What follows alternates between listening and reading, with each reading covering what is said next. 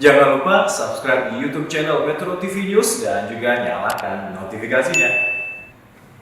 Bersama melonjaknya angka kasus COVID-19 pada bulan ini menunjukkan ancaman Omikron bukanlah isapan jempol. Kenaikan mencapai puluhan ribu memenuhi fasilitas kesehatan dan juga karantina. Belajar dari kasus Delta tahun lalu, pemerintah melalui Kementerian Kesehatan janganlah lengah mencegah kolapsnya sistem kesehatan dalam negeri termasuk di antaranya adalah tenaga kesehatan. Sebagai garda terdepan menghadapi pandemi, apa saja yang sudah dilakukan dan apa yang akan dilakukan Kementerian Kesehatan dalam menjaga para nakes kita kolaps? Kita sudah terhubung dengan Harif Fadilah, Ketua Umum Persatuan Perawat Nasional Indonesia. Kita akan sapa Bapak Harif. Selamat pagi Pak Harif. Selamat pagi Pak Harif. Selamat pagi Mas Reno, selamat pagi Mbak Valencia.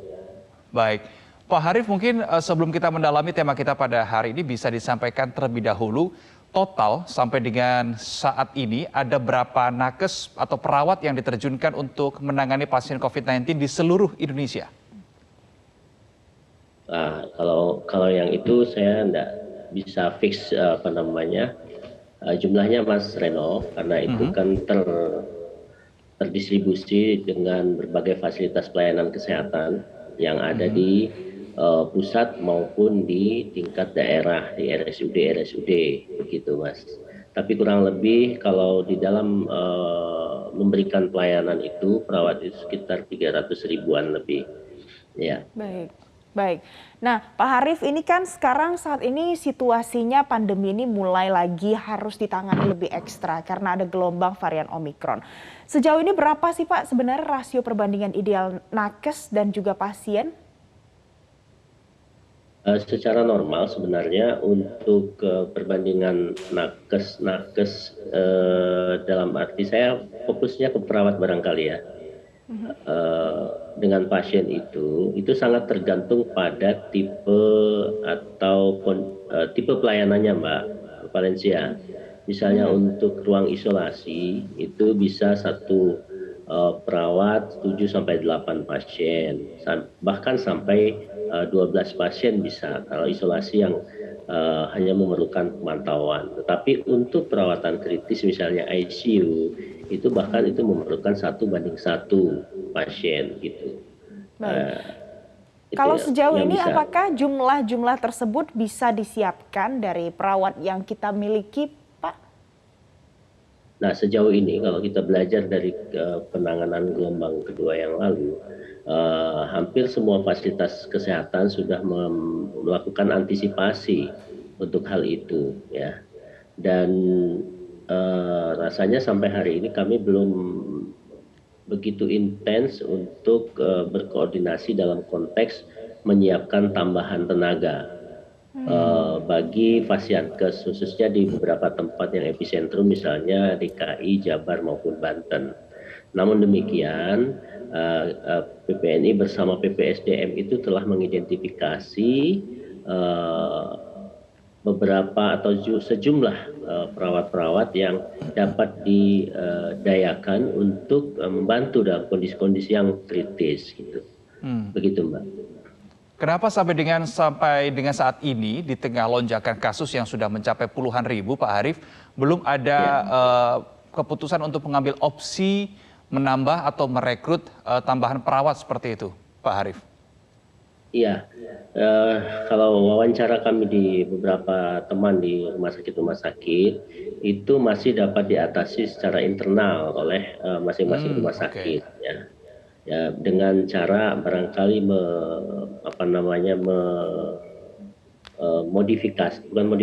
meredistribusikan ya tenaga-tenaga yang ada di tempat-tempat yang kurang bebannya ditambah begitu ya. Itu biasa di dalam rumah sakit kita melakukan redistribusi dan mengalokasikan kembali untuk tenaga-tenaga yang ada untuk kita fokuskan pada mana yang akan kita tangani secara prioritas dan memang bebannya cukup tinggi. Kita bisa bantu dari berbagai unit yang lain begitu.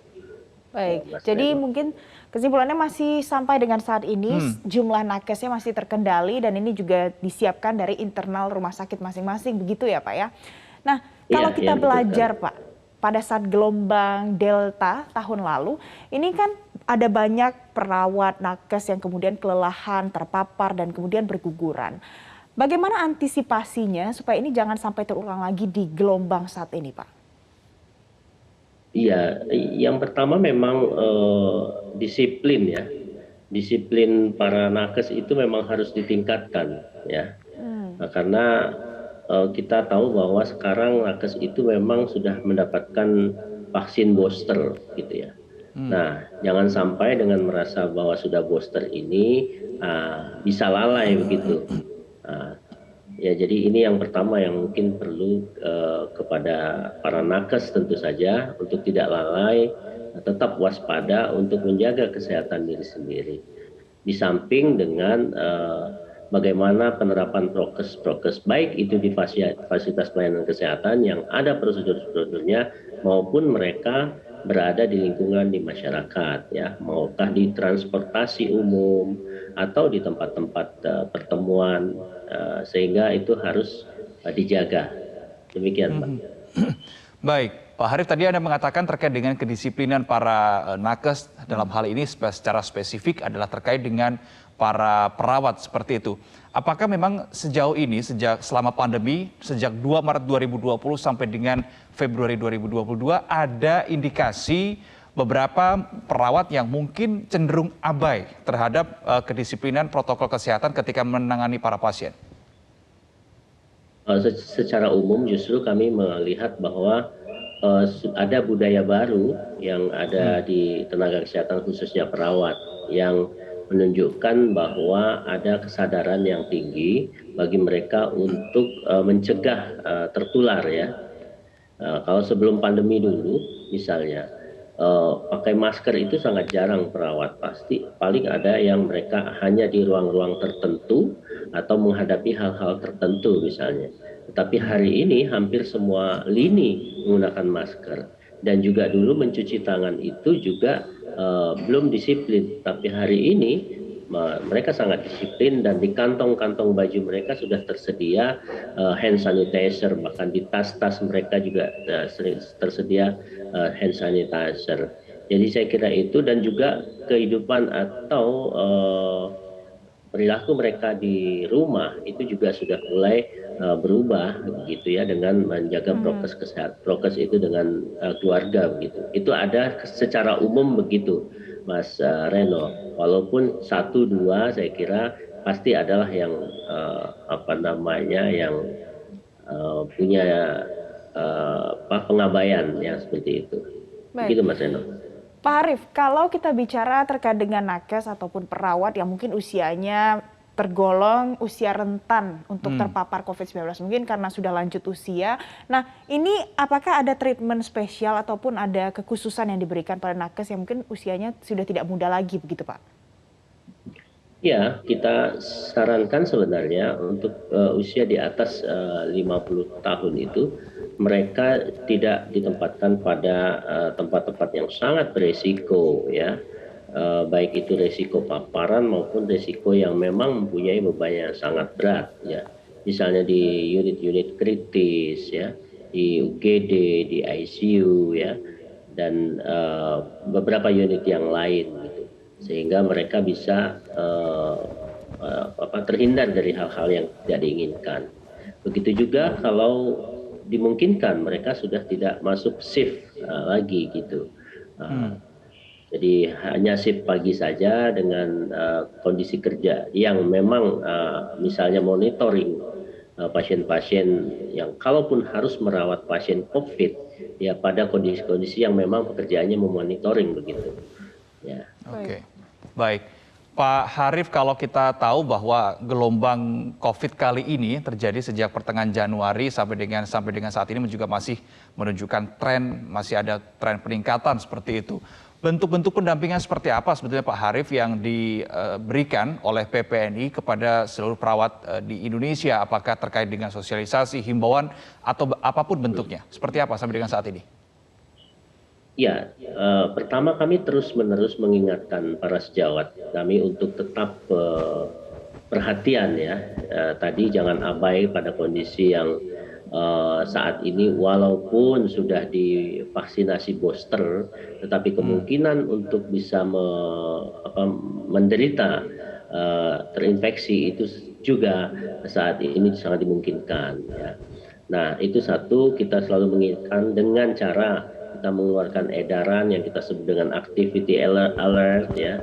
Salah satunya bagaimana tetap prokes, kemudian positive thinking, ya, kemudian juga bagaimana di Fasiankes juga mematuhi segala ketentuan dan bahkan menghindari kelelahan yang sangat itu pada mereka untuk meningkatkan imunitas.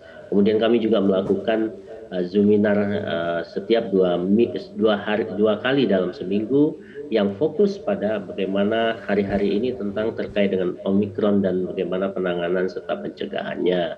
Itu yang kita lakukan. Begitu juga kita membuat flyer-flyer untuk tetap mengingatkan teman-teman sejawat kita yang ada di seluruh Indonesia.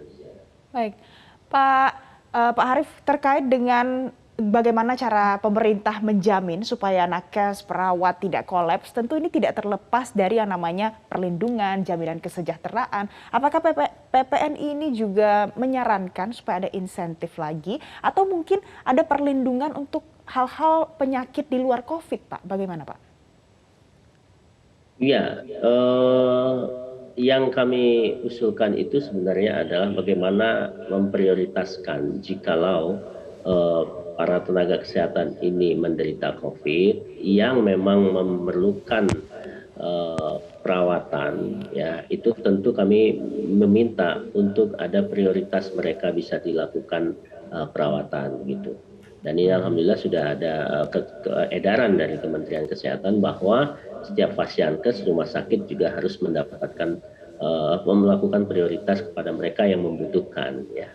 Itu yang saya kira yang pertama. Yang kedua tentu insentif sangat perlu lah, ya, seperti yang lalu-lalu. Selain insentif juga bagaimana Fasiankes itu, rumah sakit itu dapat menyiapkan atau memberikan tambahan, misalnya tambahan suplemen, tambahan makanan gizi yang baik untuk mereka agar mereka tetap pada kondisi yang bugar, ya. Baik. Dan ketiga, mereka juga harus tidak boleh ada satu mekanisme regulasi internal untuk bisa kalau sudah ada yang terpapar, kapan dan berapa lama dia harus kembali. Jangan sampai mereka kembali bekerja dengan waktu-waktu yang memang belum ditentukan harus bekerja. Begitu. Baik, terima kasih Ketua Umum Persatuan Perawat Nasional Indonesia Bapak Harif Fadilah sudah bergabung bersama kami di Metro Pagi Prime Time. Sehat selalu Pak Harif.